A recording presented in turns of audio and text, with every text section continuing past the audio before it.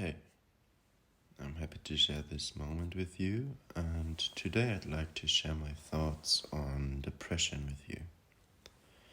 It's a phenomenon that I have personal experience with, and I've also encountered it hurting many people that I hold dear to my heart.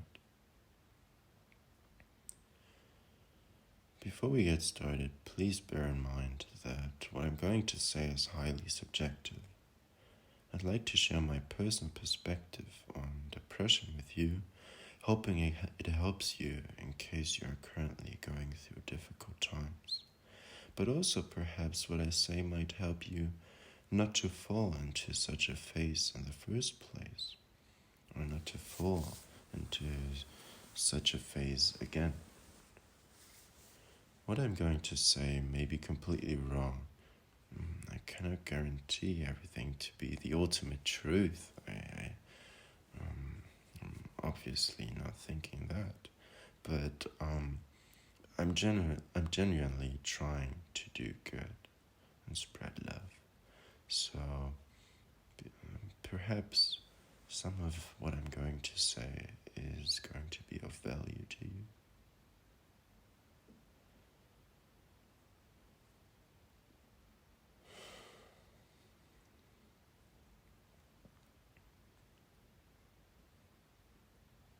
Before we dive into the matter, I'd like for us to enjoy the silence for a moment at least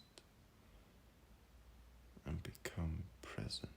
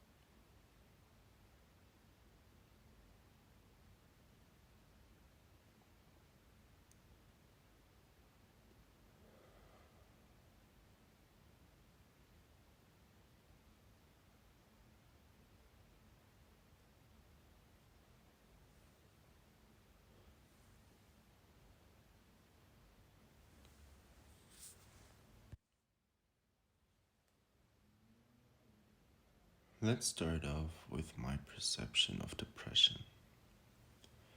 To me, it feels like a warm, comfortable blanket around the heart that gently drags you down into misery.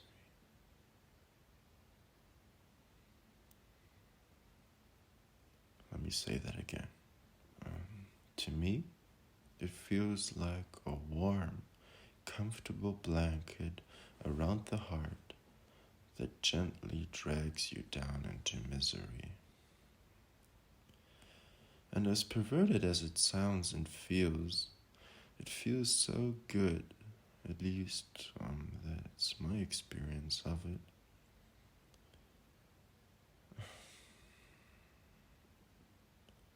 It feels so good, even though you sense that it is eating you up.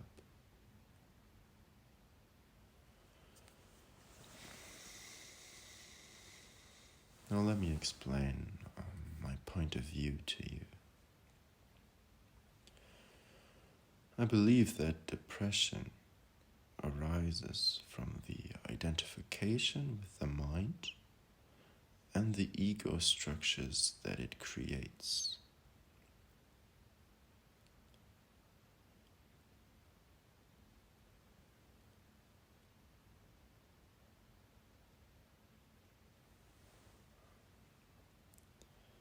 I think, again, I cannot guarantee that this is true or anything, but I think it's important. So let me say it again. I believe that depression arises from the identification with the mind and the ego structures that it creates.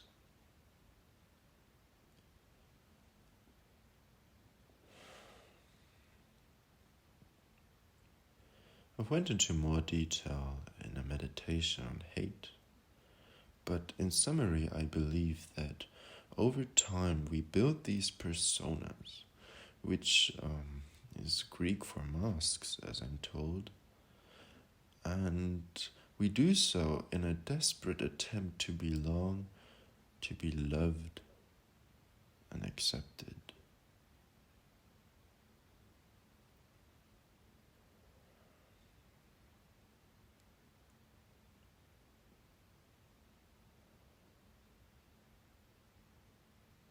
So in a way, we constantly manipulate us.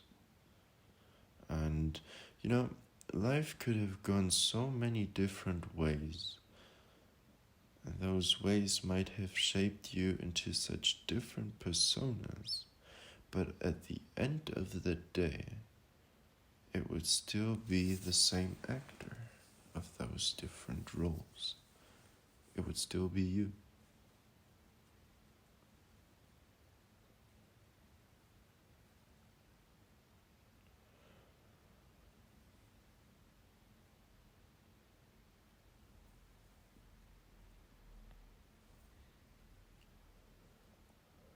Life can be hard sometimes, and we might look for shortcuts in order for us not to have to bear the pain and deal with the issues that have come up. But oftentimes, we therefore build walls around ourselves, and inside we hide from the intimidating nature of reality.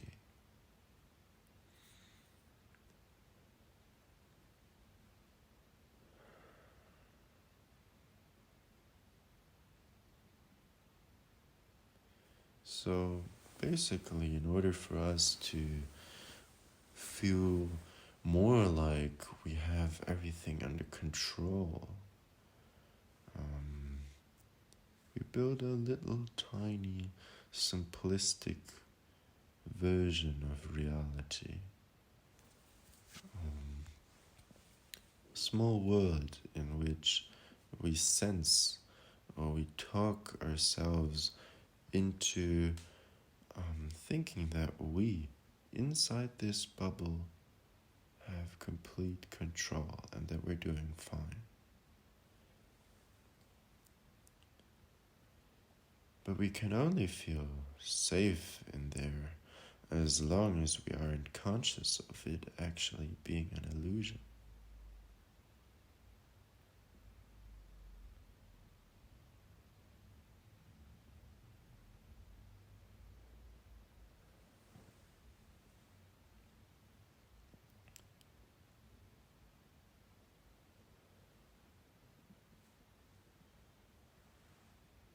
So here we are, wearing various masks because we are too afraid to face reality in its totality, and we're actually making things so much harder on ourselves.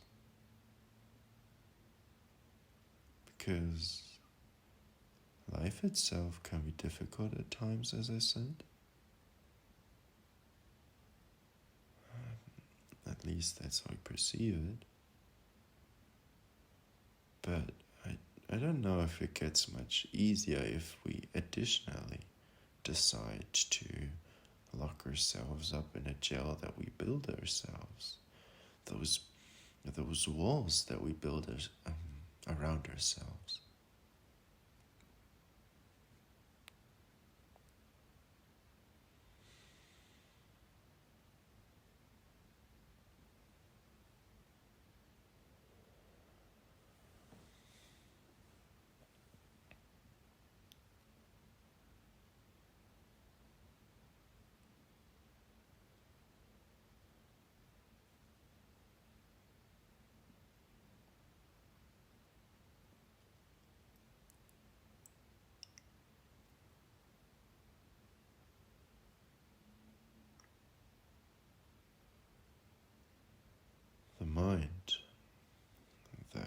has created these roles in a way, wants to keep up the illusion, and to me, depression is basically an extreme attempt at that. An extreme attempt to keep up something that doesn't really exist.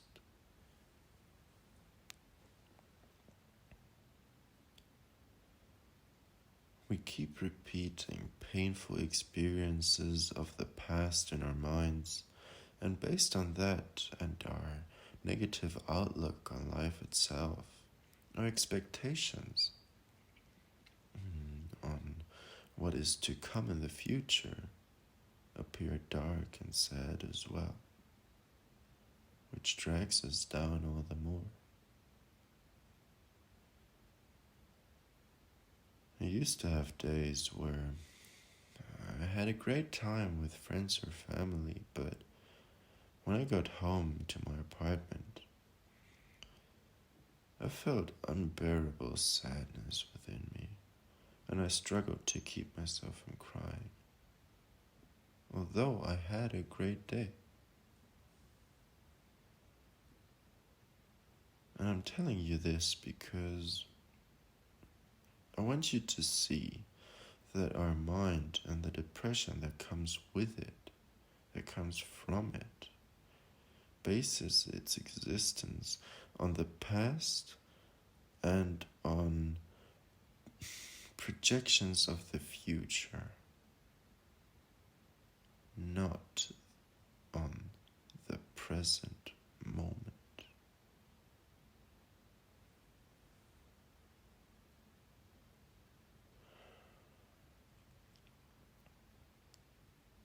The mind tries to get you away of reality, and the only thing that really exists is here and now. This moment, right now.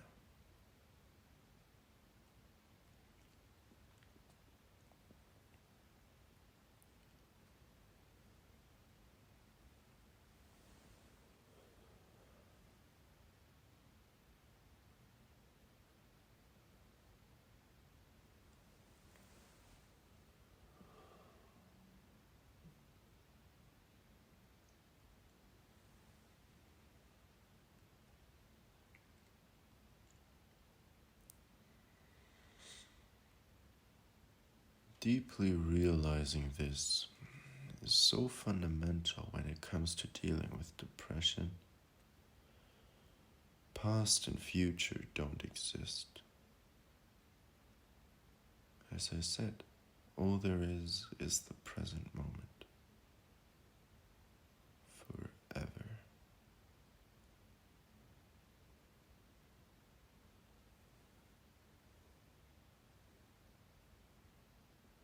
The past is gone, and I'd like you to be aware that your mind purposely chooses to relive painful memories.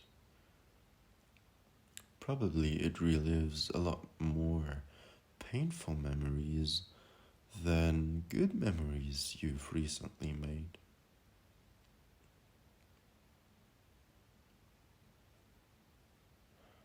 They wouldn't fit into the tragic illusion your mind is trying to keep alive and keep you involved in. It just takes the material it can use to edit it into something really dramatic that gets you involved.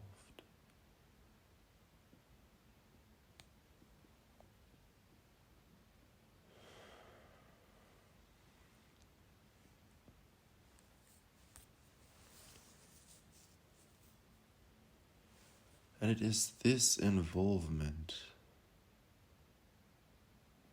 and this identification that makes for the warm, cozy blanket around our heart when we, for example, listen to songs that make us sad.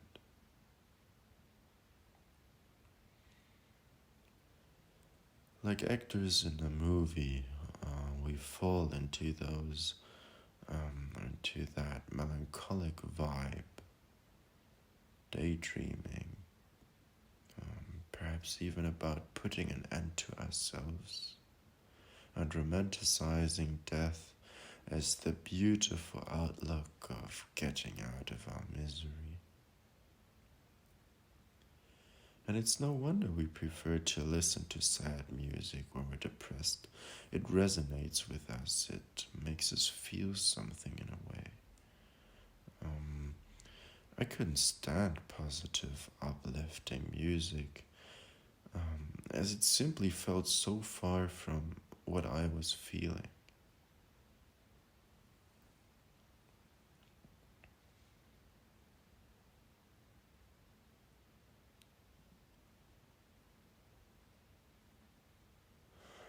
But over time, this illusion can grow so big and turn so destructive, so negative, that you're basically almost forced to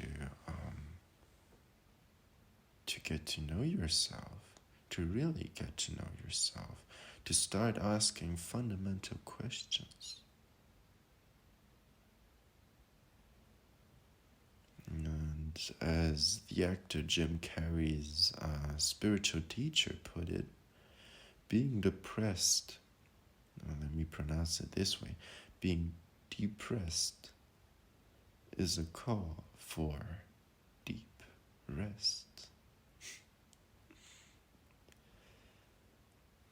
Well, basically, the mind gets so loud, the illusion so extreme, that you really are almost forced to call your perception of reality into question.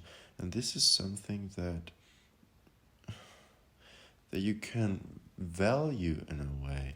I'm not saying it's great to be depressed. Absolutely, don't get me wrong on that. But you can grow out of this stronger than ever.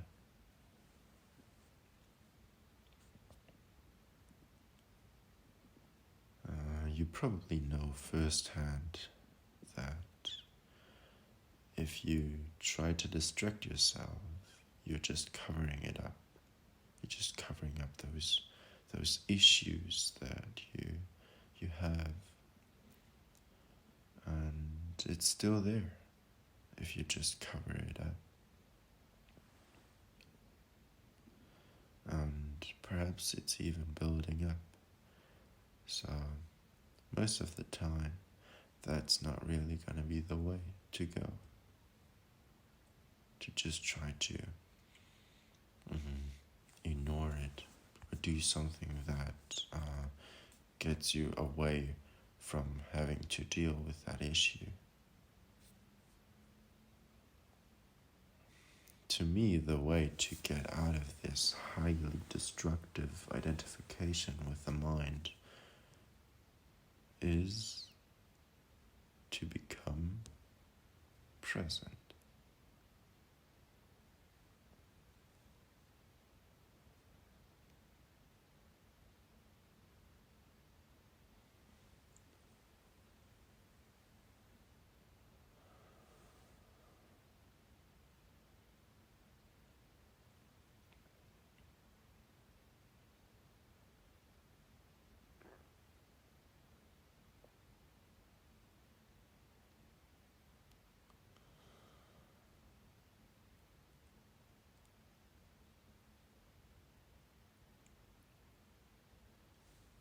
When you're sad, or better if you feel a wave of sadness coming your way before actually being involved in it, be present and observe yourself.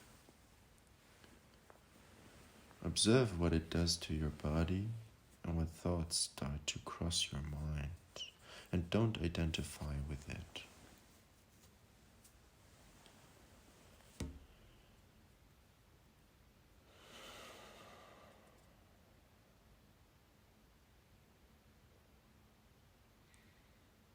You're strong enough to withstand the urge to fall for that daydream and to sink in self-pity over and over again.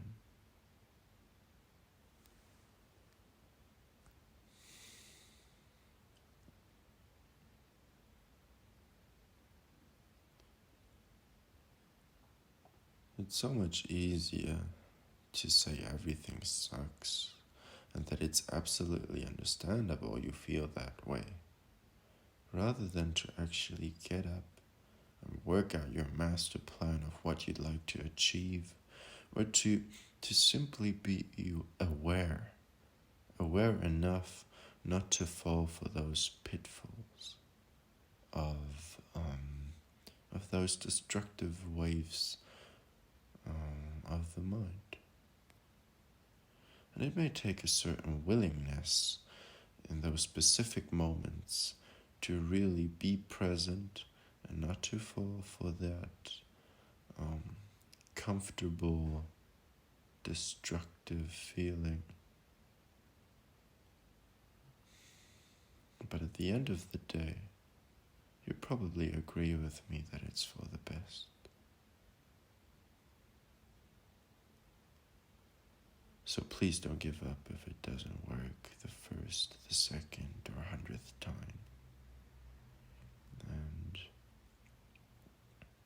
if you do drift off into those fantasies or emotions, and emotions, logically, as soon as you're aware, just try again. I believe in you, and so should you.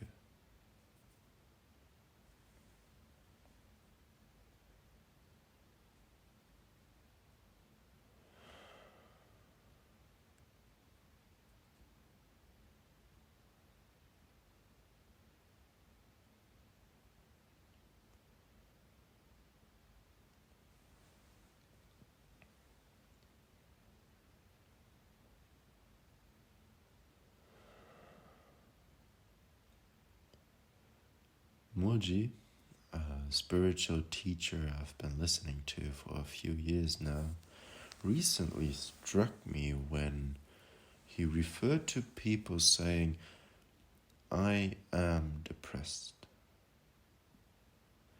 The I am, the godly principle within each form, can never be depressed.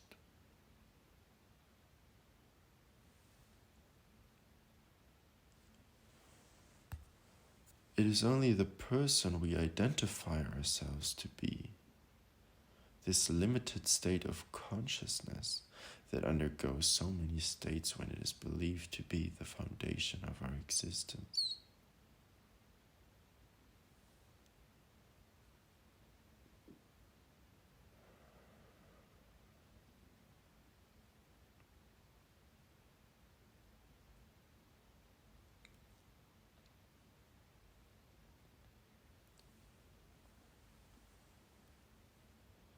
He says that every happening occurs in a broader space of non-happening, which is what I refer to as the immense space with substance behind it all, in which we are deeply rooted in love and peace, and nothing can disturb that.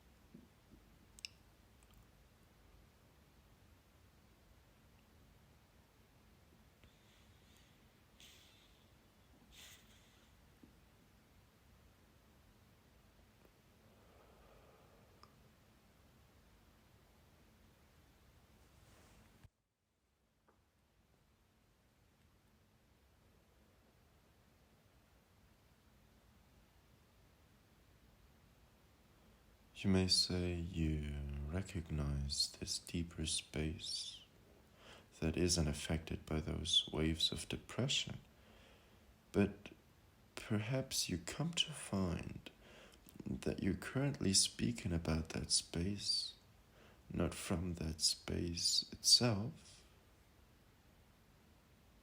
but maybe you are looking at it instead of speaking from that position outwards. And that makes all the difference. Well, chances are you're somewhere in between.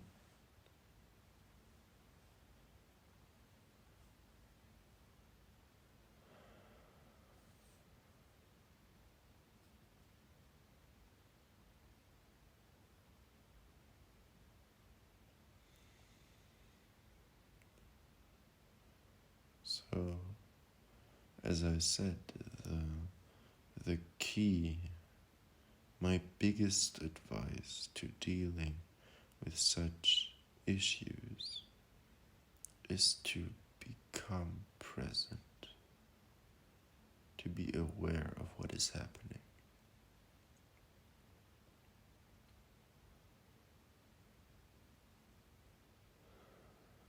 Live in the here and now.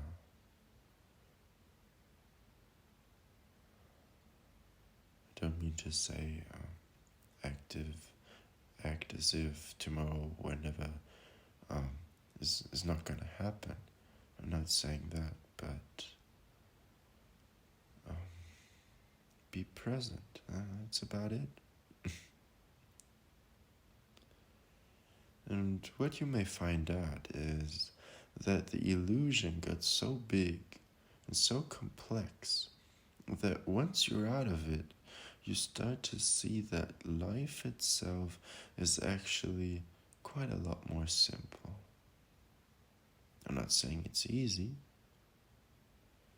but I do love this quote and I wanted to share it with you for now that we approach the end of this session. Man suffers only because he takes seriously what the gods made for fun.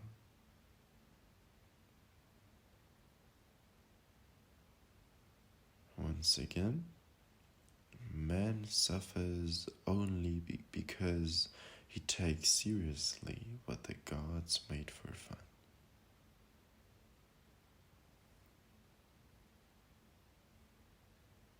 Life is so precious, and so are you.